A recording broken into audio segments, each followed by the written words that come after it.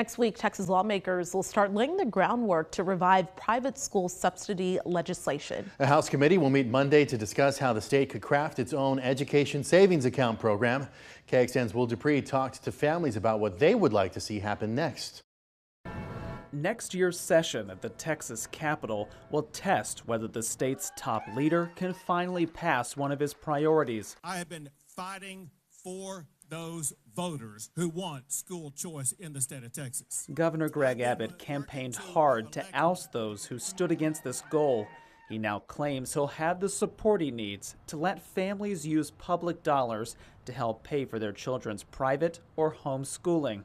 Dory Collins, a former teacher from Temple who now homeschools her 4 kids, would like the governor to get his way. So my hope is that, one, they do pass it, that they go ahead and listen to the voices of those who are at the ground, parents who are wanting different choices for their kiddos. A preview of where the debate could go will happen Monday. The House Public Education Committee is set to discuss what other states are doing with education savings accounts. Currently, these 13 states offer some version of them to families. It's unclear which plan might serve as a model for Texas. Regardless, though, Daphne Hoffacker of Austin Council of PTAs remains opposed. I do understand that there are parents out there who are desperate for a better education for their kids, and I 100% get that.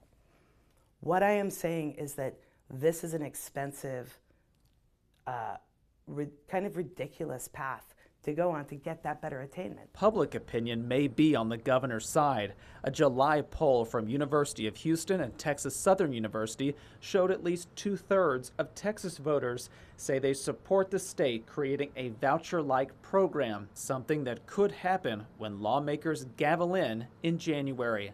Will Dupree, KXAN News. And the House committee is also supposed to make recommendations for creating a Texas program, and those could include suggestions on who would be eligible and which applicants would receive priority.